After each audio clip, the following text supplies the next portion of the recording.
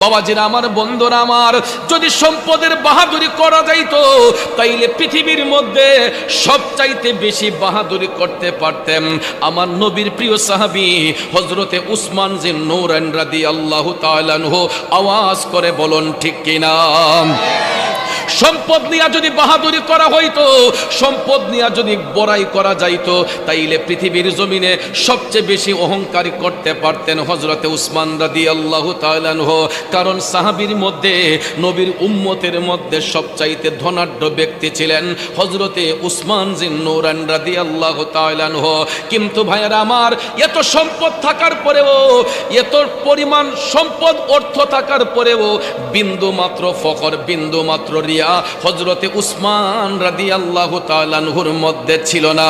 বন্ধুরা আমার, বাবাজিরা, কিন্তু আমাদের দেশে সামান্য কিছু অর্থ সম্পদ হইলে দেখবেন মানুষের ফাফরদের দেখা চলা যায় না, মানুষের তকব্বরের কাছে যাওয়া যায় না। কিন্তু দেখেন ভাইয়েরা আমার, যখন হযরতে উসমান রাদিয়াল্লাহু তাআলা আনহু ইসলাম গ্রহণ করেছিলেন তখন মুসলমানের সংখ্যা ছিল একেবারে কম। মুসলমানের সংখ্যা একেবারে কম ছিল। যখন হযরত উসমান কালেমা গ্রহণ করেছেন তখন মুসলমানদের সংখ্যা কম। কাফের মুশরিকরা মুসলমানদেরকে নির্যাতন করত খুব বেশি। একটু মনোযোগ। তখনকার সময় ছিল গ্রীষ্মকাল। আল্লাহর হাবিব সাল্লাল্লাহু আলাইহি ওয়াসাল্লাম সাহাবায়ে কেরামকে নিয়ে যখন আলোচনা করতেন, প্রায় সময় কাফের মুশরিকরা বাধা প্রদান করত, আমার দয়াল নবীরে কষ্ট দিত। কাফের মুশরিকরা মায়ার নবীর দিল মুবারকে আঘাত করত, কষ্ট দিত। কারণ ভাইয়ার আমার, ইসলামের প্রথম যুগে কালেমার দাওয়াত দিলে সবাই এটা এত সহজে অ্যাকসেপ্ট করত না। প্রায় সময় এরা ষড়যন্ত্র করত, আমার নবীজিকে কষ্ট দিবে, নবীজির উপর আঘাত করবে। কিন্তু ভাইয়ার আমার, কাফের মুশরিকরা যতই ষড়যন্ত্র করুক না কেন, নবীজির সাথে আছেন কে? জোরে কোন কে? রসুল তো ইচ্ছে করে পৃথিবীতে আসেন নাই, আমার নবীর আসারও কোনো প্রয়োজন ছিল না। আল্লাহ তাআলা দয়া করে, মায়া করে রাহমাতাল লিল আলামিন নবীরে পাঠিয়েছে। কথা বলেন ঠিক না বেঠিক? ওই বাজে ইসলামের ঢঙ্কা শব্দ শোনা যায় রে, নবীর দিনে আয় মুসলমান, নবীর দিনে আয়, নবীর দিনে আয় মুসলমান, নবীর দিনে আয়। তখন থেকে ইসলামের বাণী প্রচার শুরু হয়ে গেল। মদিনার কামলিওয়ালা নবী, মায়ার নবী, দয়ার নবী বেদিনের কাছে দিনের দাওয়াত দিতেন। তখন দেখা যেত অনেক সময় কাফেররা আমার নবীকে আঘাত করত। তখন মুসলমানের সংখ্যা ছিল কম। কিন্তু ভাইয়ার আমার, হযরতে উসমান রাদিয়াল্লাহু তাআলা আনহু যখন কালেমা পড়ে মুসলমান হয়েছেন তখন কাফেরদের অত্যাচারও থাকতো বেশি। কিন্তু তারপরেও যখন কাফেররা ষড়যন্ত্র করতেছে, নবীকে আঘাত করবে, সাহাবায়ে কেরামকে আমার মায়ার নবী একত্রিত কইরা বললেন যেইভাবেই হোক তাদের মোকাবেলা করতে হবে। তখন গ্রীষ্মকাল ছিল, আর ওই মুহূর্তে যেই যুদ্ধটা হয়েছিল এই যুদ্ধের নাম ছিল মুতার যুদ্ধ। কিসের যুদ্ধ? এই যুদ্ধটা ছিল মুতার যুদ্ধ। যুদ্ধের ময়দানে যাইতে হলেও অস্ত্রশস্ত্রের প্রয়োজন লাগে, অর্থ সম্পদের প্রয়োজন লাগে। কিন্তু ওই যুদ্ধের ময়দানে যাওয়ার মতো সরঞ্জামাদি নবীর সাহাবাদের কাছে ছিল না, কারণ তাদের এবিলিটি ছিল কম, টাকা পয়সা ছিল কম। আমার মদিনার কামলিওয়ালা নবী সমস্ত সাহাবায়ে কেরামকে একত্রিত করলেন। করার পরে রসুল বলতেছেন, আজকের এই দিনে তোমরা যে যত বেশি দান করবা, আজকের এই দিনে তোমরা যে যত বেশি দান করবা, হাসরের ময়দানে আল্লাহ রাব্বুল আলামিন তোমাদেরকে তার দ্বিগুণ পুরস্কার প্রদান করবে। নবীর কথা সত্য না মিথ্যা? নবীর প্রেমিকেরা, আমার মদিনার কামলিওয়ালা নবী, মায়ার নবীজি ডাক দিয়া বললেন, সাহাবারা রে, আজকের এই দিনে তোমরা যে যত বেশি আল্লাহর পথে ব্যয় করবা, ইসলামের খেদমতে ব্যয় করবা, হাসরের ময়দানে আল্লাহ রাব্বুল আলামিন এর দ্বিগুণ তোমাদেরকে পুরস্কার প্রদান করবেন। এই ঘোষণা দেওয়ার পরে নবীর সাহাবাগণ তারা সংখ্যায় কম হলেও যার যার অবস্থান থেকে তারা দান করতে শুরু করলেন। যদিও আরব দেশে গ্রীষ্মকালে তাদের আর্থিক দুর্বলতা থাকতো, গ্রীষ্মকালে আরব দেশের মানুষরা এরা অর্থ সংকটে থাকতো।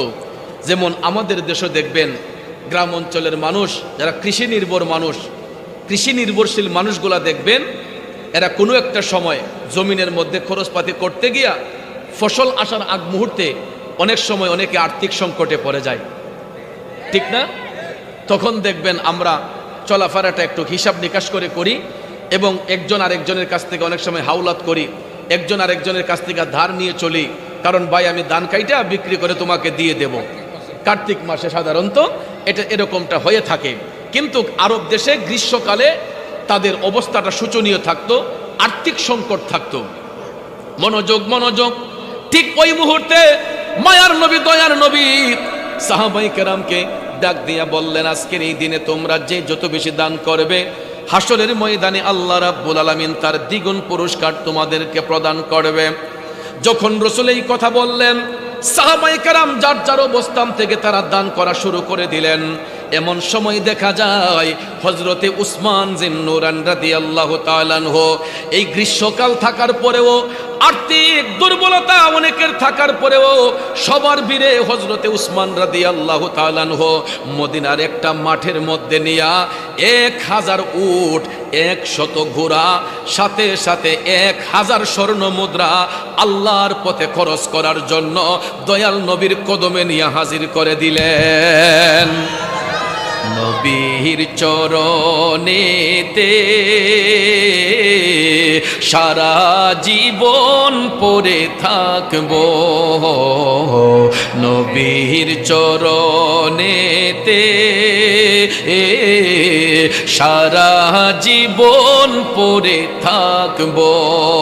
কষ্ট হইতেছে আমার বাবাজিরা, চিন্তা করে দেখেন যেই মুহূর্তে সাহাবায়ে কেরামের অর্থ সংকট, সবাই যার যার অবস্থান থেকে তারপর দান করতে শুরু করলেন, ওই মুহূর্তে নবীর সাহাবী হযরতে উসমান তখনকার সময়ে 1000 উট, 100 ঘোড়া, 1000 স্বর্ণ মুদ্রা আমার নবীর কদমে আইনা হাজির করে দিয়ে বললেন, ইয়া রাসূলুল্লাহ, নবী গো,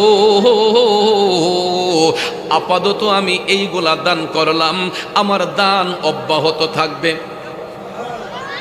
ইয়া রাসূলুল্লাহ, আমি আপাতত এটা দিলাম, কিন্তু আমার দান অব্যাহত থাকবে। আমার নবী যখন এই কথা শুনলেন, শোনার সঙ্গে সঙ্গে মায়ার নবী দয়ার নবী বললেন, উসমান তুমি তো জ্ঞানী হয়ে গেছো। জোরে কর না সুবহানাল্লাহ। হযরতে উসমান রাদিয়াল্লাহু তাআলা আনহুর নামের সাথে একটা লকব আছে, সবাই দেখবেন বলে হযরতে উসমান গনি রাদিয়াল্লাহু তাআলা আনহু। গনি এটা আরবি এবং ফার্সি ভাষা, যার বাংলা অর্থ হচ্ছে ধনবান। যার বাংলা কি অর্থ? একটা জবানও বন্ধ রাখবেন না, চিৎকার মেরে বলুন আল্লাহু আকবার। ও যুবক বন্ধুরা, আমার বাবাজিরা, যেই কথাটা বলতে চেয়েছিলাম, জান্নাতের আশা যদি করতে হয় নবীর গোলামির প্রয়োজন আছে না নাই? এই জন্য আশিক কয়, প্রেমিক কয়, দুজাহানে কি যে হবে মোদের পরিচয়, দুজাহানে কি যে হবে মোদের পরিচয়, প্রিয় নবীর গোলাম ছাড়া অন্য কিছু নয়। ঠিক কিনা বলেন? প্রিয় নবীর গোলাম ছাড়া অন্য কিছু নয়, দুজাহানে কি যে হবে মোদের পরিচয়, প্রিয় নবীর গোলাম ছাড়া অন্য কিছু নয়। বলুন নবীর গোলামের দাম আছে না নাই? জগতের বন্ধুরা রে, ও মুরব্বী বাবা জিনা গো, আমার সম্মানিত মা বোনরা যারা শুনতেছেন, আমার মদিনার কামলিওয়ালা নবী মায়ার নবী ডাক দিয়া কই, উসমান তুমি তো জ্ঞানী হয়ে গেছো, আল্লাহ তোমারে ধনী বানাইয়া দিছে।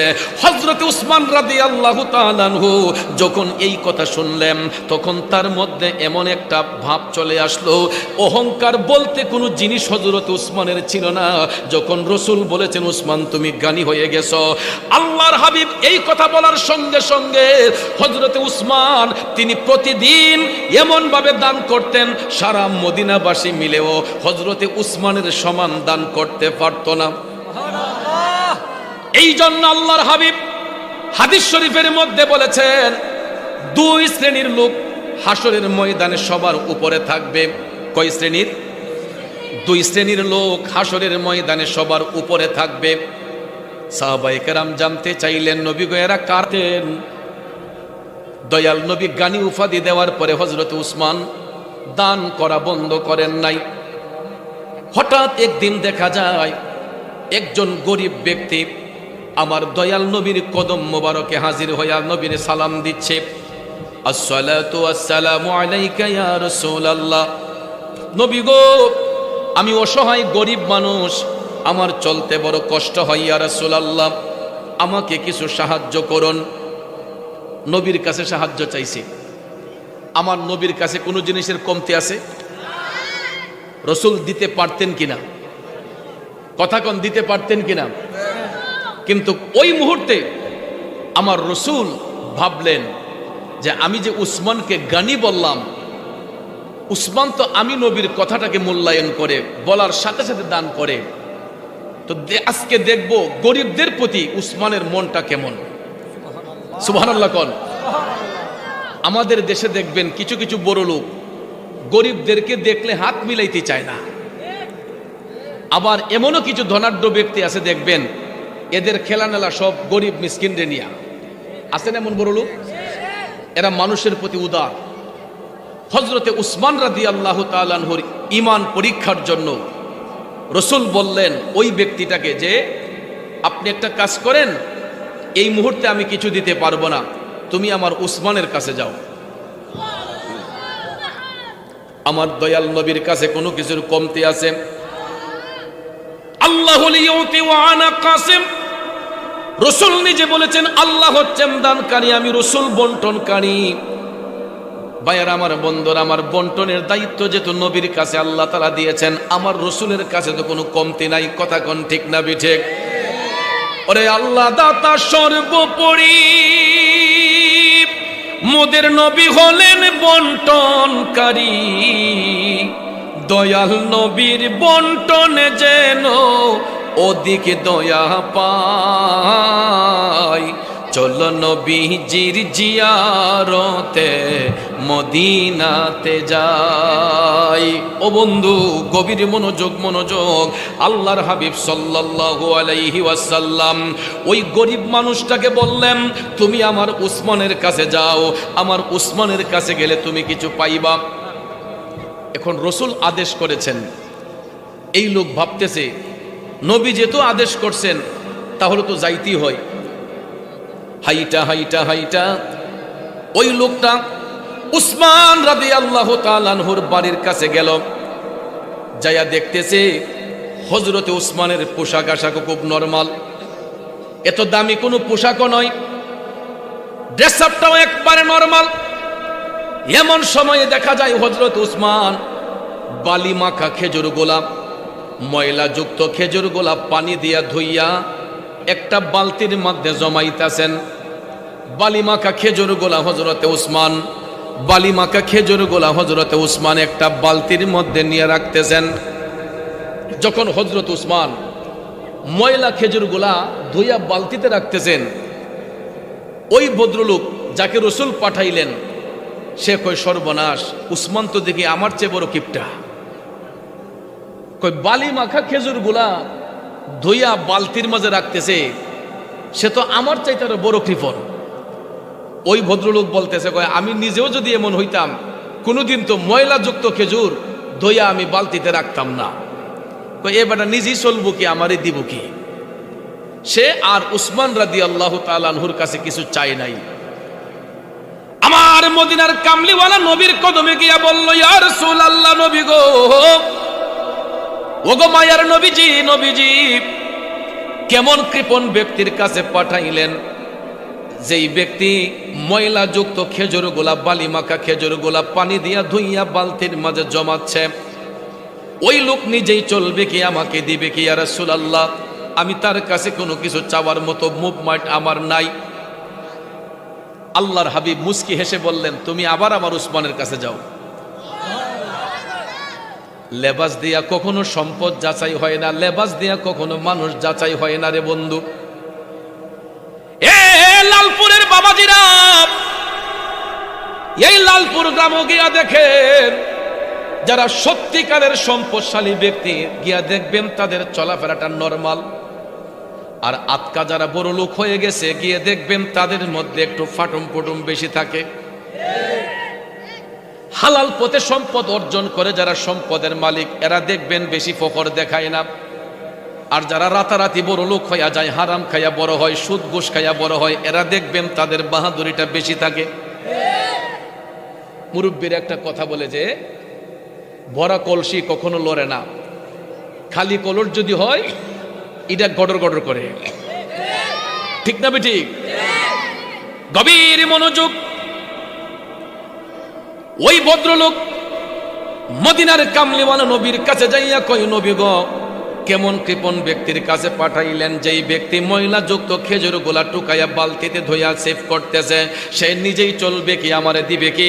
আমার নবী মুস্কি হাইসা বললেন, তুমি আবারও আমার উসমানের কাছে যাও। না পারতে দয়াল নবীর কথা শুইনা দ্বিতীয় দিন আবার ওই ভদ্রলোক হাইটা হাইটা হাইটা হযরতে উসমান রাদিয়াল্লাহু তাআলা আনহুর বাড়িতে আসলো।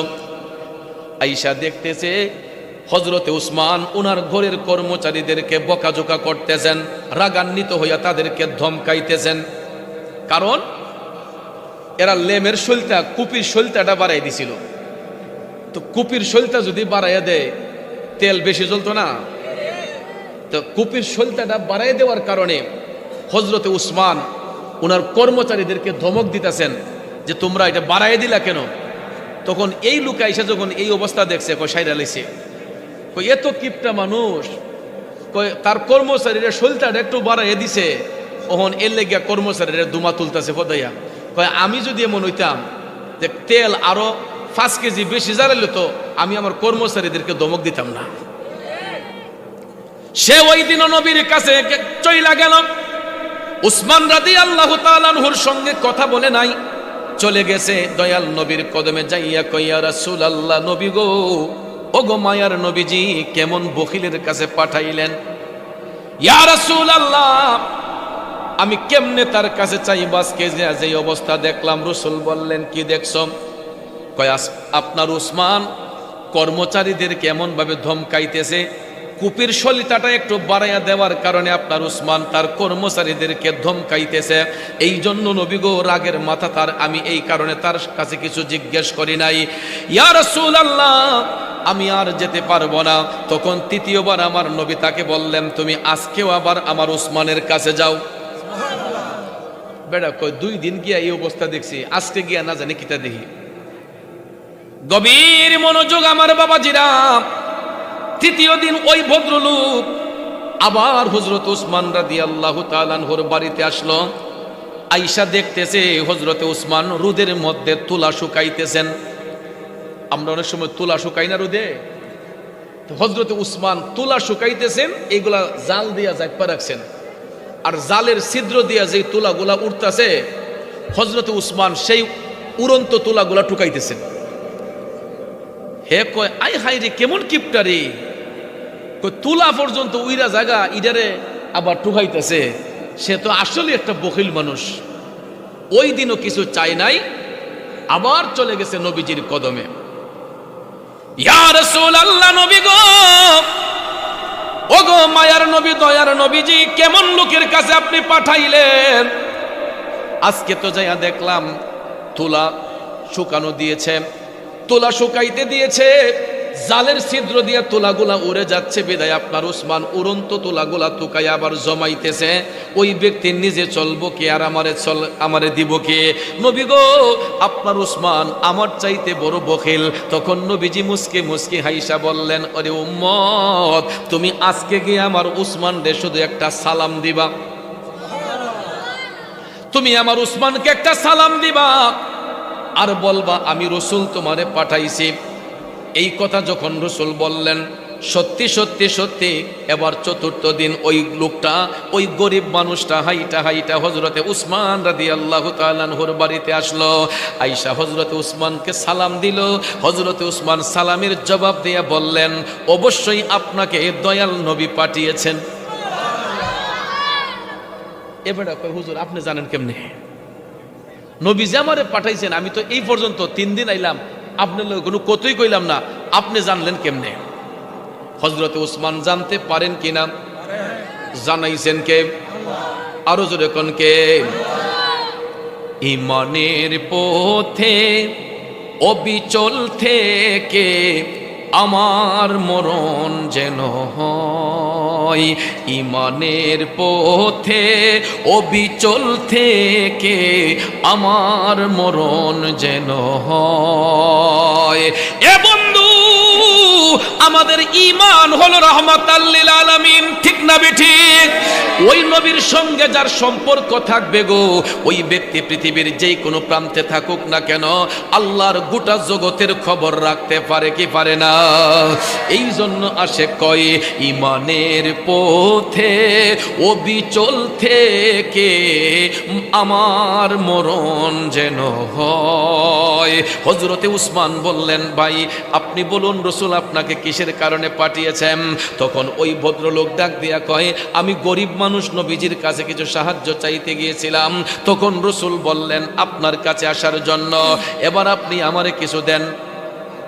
হযরত উসমান তখন লক্ষ্য করে দেখলেন অনেক দূরে ওনার একটা উটের কাফেলা বাণিজ্য করে আসতেছে। অনেক দূরে একটা সরু রেখা, একটা রেখার মতো দেখা যায়। তখন হযরত উসমান ওই ভদ্রলোককে বললেন, ভাই দেখেন তো, ওই যে একটা সরু রেখা দেখা যাচ্ছে, এটা কি আপনার দৃষ্টিগোচর হচ্ছে? তখন ওই ভদ্রলোক কয়, হুজুর এটা তো একটা উটের কাফেলা আসতেছে। তখন হযরত উসমান ক্লিয়ার হলেন, ভাইয়ারা আমার, একটা কাগজের মধ্যে লিখিত দিয়া হযরত উসমান ওই গরিব লোকটারে কাগজটা হাতে দিয়া বললেন, আপনি একটা কাজ করেন, ওই যে উটের কাফেলাটা আসতেছে, যেই সেনাপতি এই উটের কাফেলার নেতৃত্ব দিচ্ছেন, ওই সেনাপতির কাছে আপনি আমার কাগজটা দিয়ে বলবেন আমাকে হযরতে উসমান পাঠিয়েছেন। ভাইয়ারা আমার, আর হযরত উসমান বলেছেন, এই কাফেলার মধ্যে, এই উটের কাফেলার মধ্যে যেই উটটা সবচাইতে বড়, এই কাফেলার মধ্যে যেই উটটা সবচেয়ে বড়, আপনি যেটা পছন্দ করবেন, উটের পিঠে যত মালামাল আছে মালামাল সহ পুরাটা উট আপনি নিয়ে যাবেন। কাগজটা হাতে লইছে, লইয়া রাস্তা দিয়ে হাঁটতেছে, আর এই গরিব মানুষে মনে মনে ভাবতেছে, দেহ না কারবারটা, হেবার আমার উট দিয়ালা, কত দূরে উটের কাফেলা, কার উট, এবার আমার উট দিয়ালা, যে বেটা বালিযুক্ত খেজুর জমা আর তুলা উইরা যায় জালের ছিদ্র দিয়ে এইটারে টুকায়, লেমের সলতে বাড়াইছে দিক্কা কর্মচারীরে ফদায়, হে বেটা আমারে এমন কিপটা বেটা আমার উঠ দিয়ে লাইব। এরপরেও কয় যাক, কাগজটা যেহেতু দিছে একটু দেয়া দেখি না। হাইটা হাইটা হাইটা সামনে যাইয়া উটের কাফেলা যখন সামনের দিকে এগোচ্ছে, এই গরিব মানুষ ভদ্রলোক কাফেলার কাছে যাইয়া সেনাপতিকে কাগজটা দিয়ে বলল, আমাকে হযরতে উসমান পাঠিয়েছেন। কাগজের মধ্যে লেখা দেখা ওই সেনাপতি তো বুঝে ফেলছে সত্যি এটা হযরতে উসমানের হাতের লেখা, ঠিক না বিঠিক?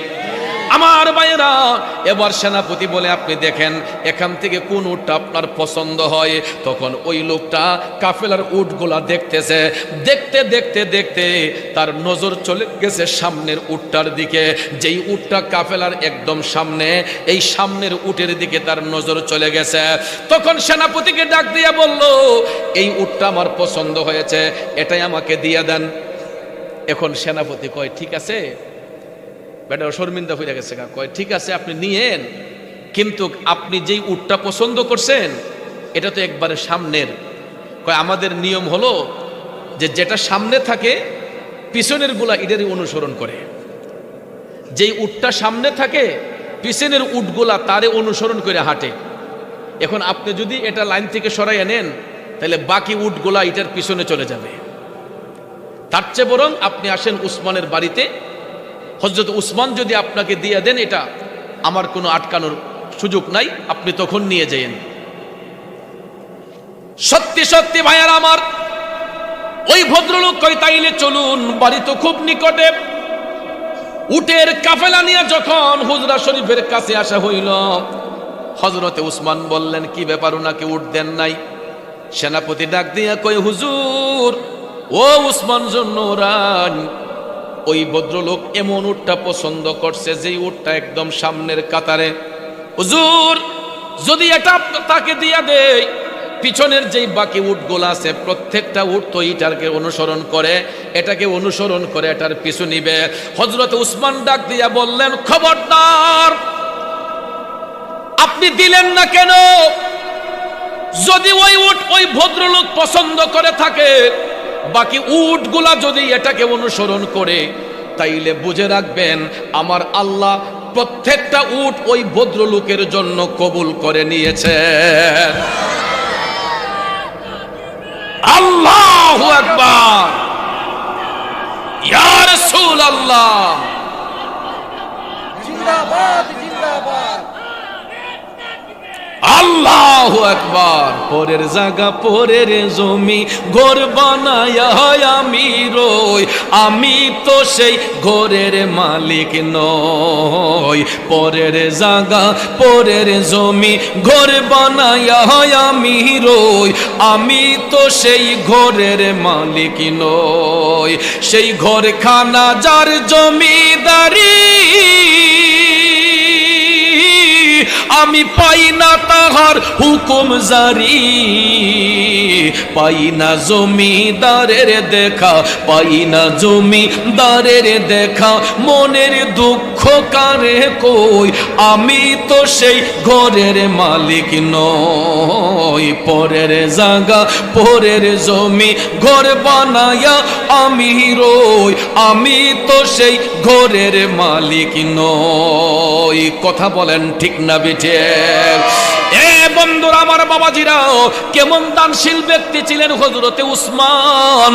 ও বন্ধুরে, ভদ্রলোক বলতেছেন যে যদি আল্লাহ তাআলা তাকে পছন্দ করে থাকেন, আর ওই ভদ্রলোক যদি সামনের উটটা পছন্দ করে, বাকিগুলা যদি তার পিছনে যায়, মনে রাখতে হবে প্রত্যেকটা উট আল্লাহ তাআলা তার জন্য কবুল করে নিয়েছেন। এই একটারও মালিকানা আমার কাছে নাই, প্রত্যেকটা উটের মালিকানা তাকে দিয়া দিলাম। তখন হযরত উসমান ডাক দিয়া বললেন, ভাই আপনি একটা কাজ করেন, সবগুলা উট আপনি নিয়ে যান। আরো জোরে কন্যা সুবহানাল্লাহ। অথচ ভাইয়ার আমার, দেখেন আমাদের দেশের দানশীলদের অবস্থা। এ বন্ধু, সম্পদ কখনো রিজার্ভ করে রাখতে নাই। সম্পদ আজকে আছে, কালকে নাও থাকতে পারে, আর ওই সম্পদ একদিন আমার আপনার জন্য কাল হইয়া যাবে। যদি হারাম পথে সম্পদ অর্জন করে চলে যান, এই সম্পদ কোনোদিন আমার আপনার আপন হবে না, বরঞ্চ এটা আমার আপনার জন্য আযাব হবে। বলতে পারেন কেমনে? ও বন্ধু, চিন্তা করে দেখেন বাবাজিরা, যদি খোদাই না করুক এই মুহূর্তে এখানে আমার আপনার মরণটা হইয়া যায়। একদিন আগেও আমরা ঘরের মধ্যে দামি দামি খাট পালঙ্গের মধ্যে আরাম করেছি, বিদেশি কম্বল ছেলে বিদেশ থেকে পাঠাইছে, কম্বল দিয়া ঘুমাইছি। কত সুন্দর বিছানার চাদর, কত সুন্দর গালিচা, এত আরাম করে ঘরের মধ্যে শুইলাম, বিছানার মধ্যে শুইলাম। খোদাই না করুক এখানে যদি আমার আপনার মরণটা হয়, ডেড বডিটা যখন বাড়িতে নেওয়া হইব, তখন দেখবেন বক্স পালঙের উপরে আমার আপনার নিতর দেহটা রাখা হবে না। সঙ্গে সঙ্গে দেখবেন বারান্দার রুমে নাইলে ড্রয়িং রুমের একটা সাইডে খাট থাকলে খাটটারে বাইর করা হয়, মাটির উপরে বা পাক্কার উপরে আমার আপনার নিতর দেহটা। যদি কাপড় একাধিক থাকে, এই রুমালটা খুলে ফেলা হবে, এই যে শীতের কাপড়টা খুলে ফেলা হবে। কাফন পরানোর আগ পর্যন্ত পাতলা একটা কাপড় গায়ে থাকবে। যত কঠিন শীত থাকুক না কেন, পাতলা কাপড় দিয়ে নিতর দেহটারে ঘুরে রাখা হবে। এও বালিশ নাই, লেপ নাই, কম্বল নাই, বালিশ নাই, লেপ নাই, তোষক নাই। যদি বড় জোর দেওয়া হয়, পিঠের নিচে 3টা কলা গাছের টুকরা, কলা গাছের ঝাড় থেকে একটা কলা গাছ কাইটা 3টা টুকরো করে এটা শোয়াইয়া, এটা বিছাইয়া আমার আপনার দেহটারে কলা গাছের উপরে শোয়ানো হয়। এরপরে দেখবেন বড়ই পাতার গরম জল দিয়া গোসল দেওয়ানো হয়। ওই ব্যক্তিকে আপন দেশে পাঠাইবার জন্য একটা অনুষ্ঠানের আয়োজন করা হয়। আর ওই অনুষ্ঠানের আয়োজন করতে যায়া ওই ব্যক্তির গায়ের মধ্যে যেই পোশাকটা পরানো হইব, ওই পোশাকটা কেনার জন্য আশুগঞ্জ সদরে যাইতে হয় না, ভৈরব যাইতে হয় না, রাজধানী ঢাকা যাইতে হয় না, লালপুরের বাজারটাই যথেষ্ট। অথচ দেখেন এই লালপুরের মধ্যে কত শিল্পপতি আছে, কত বড় লোক আছে। ঈদের মার্কেট করার জন্য আশুগঞ্জের বাজার পছন্দ হয় না, ভৈরব বাজার পছন্দ হয় না, রাজধানী ঢাকা অনেকের পছন্দ হয় না, চলে যায় বিদেশে, সিঙ্গাপুর, মালয়েশিয়ায়। কিছু কিছু বড় লোকে কয় আমার ফুতে দেশের কোনো কাপড়ই কিনে না, জুতাটাও বিদেশ থেকে আনন্দ লাগে। কথা কোন ঠিক নেই? আমার বাংলাদেশে এমনও শিল্পপতি আছে, ধনাঢ্য ব্যক্তি আছে, যার প্রতিদিনের গোসলের পানিটাও সুইজারল্যান্ড থেকে আনা হয়। গোসল যে করবে, গোসলের পানিটাও সুইজারল্যান্ড থেকে আনা হয়। এই শিল্পপতি যেই কলম দিয়া সাইন দেয়, এই কলমটাও সুইস ব্যাংকে রাখা হয়। কিন্তু ভাইয়ার আমার, যত বড় শিল্পপতি হোক না কেন, যত বড় সম্পদশালী হই না কেন, যদি ডেড বডি হইয়া যায়, ওই ব্যক্তির কাফনের কাপড় কেনার জন্য কি আশুগঞ্জে যাইতে হবে, রাজধানী ঢাকায় যাইতে হবে? লালপুরের বাজারটাই যথেষ্ট নয় কি? বাবাজির আমার, রাজধানী ঢাকা থেকে ওর যেই রেটে আনবে, লালপুরের বাজারে আসলে ওই কাপড়ের রেটটা সমান হবে।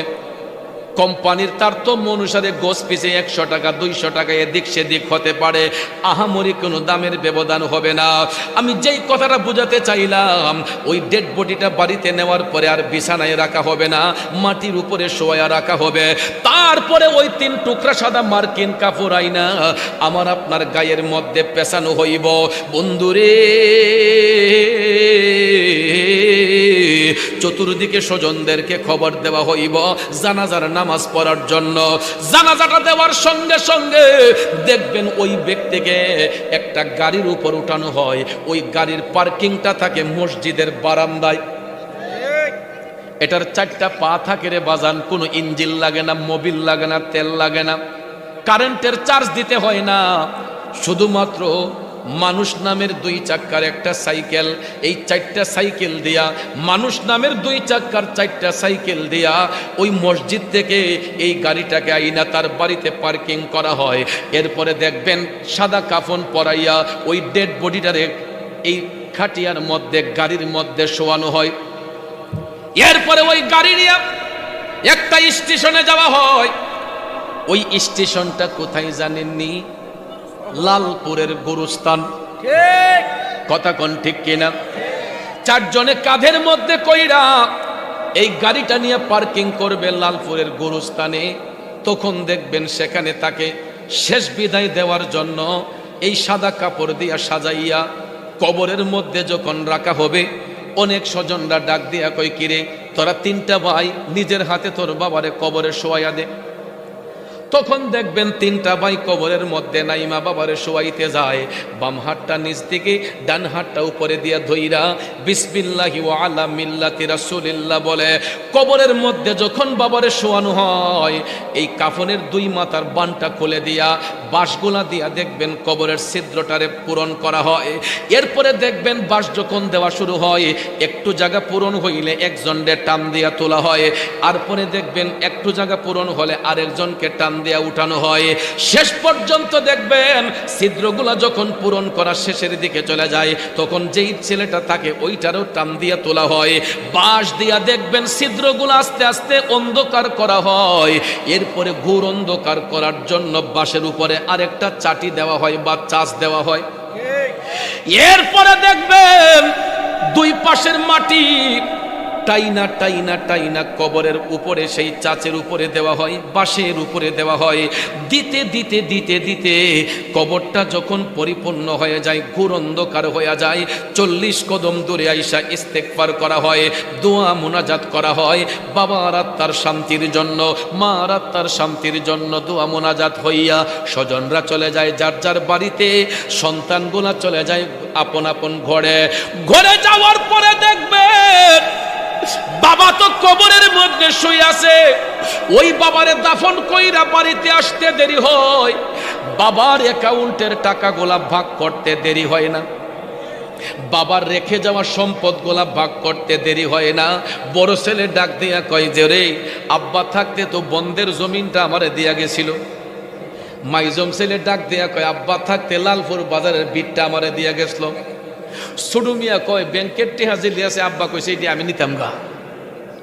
এই কথা যখন এক ভাই বলতে থাকে আরেক ভাইকে, তখন তর্ক বিতর্ক হইতে হইতে দেখবেন ভাইয়ে ভাইয়ে ঝগড়া হয়, মারামারি হয়, এরপরে দেখবেন কেস মামলা হয়, মার্ডার হয়। কথা কোন ঠিক কিনা? কি হবে জায়গা দিয়া, কি হবে সম্পদ দিয়া? এই পৃথিবী যেমন আছে তেমনি ঠিকই রবে, সুন্দর ওই পৃথিবী ছেড়ে একদিন চলে যেতে হবে রে মন, চলে যেতে হবে। কথা বলেন ঠিক কিনা? এই পৃথিবী যেমন আছে তেমনি ঠিকই রবে, সুন্দর ওই পৃথিবী ছেড়ে একদিন চলে যেতে হবে রে মন, চলে যেতে হবে। এ বন্ধু, এই জন্য সম্পদ দিয়া কি করবেন? যদি সম্পদটা হালাল পথে অর্জন না হয়, হারাম পথে যদি সম্পদ অর্জন হয়, যেই কোনো মুহূর্তে এটা চলে যাবে। কথা কোন ঠিক কিনা? এই জন্য বাবাজি সম্পদ নিয়ে কখনো বাহাদুরি করতে নাই, সম্পদ নিয়ে কখনো বড়াই করতে নাই। সব সময় সম্পদ আল্লাহর পথে খরচ করবেন, খরচ করতে গিয়া কখনো দ্বিধাবোধ করবেন না। সামর্থ্য অনুসারে একটা মিসকিনকে হইলেও 2 বেলা খাওয়াইয়া দিবেন, 1 বেলা খাওয়াইয়া দিবেন, গুনাহ মাফ হবে, বিপদ দূর হবে।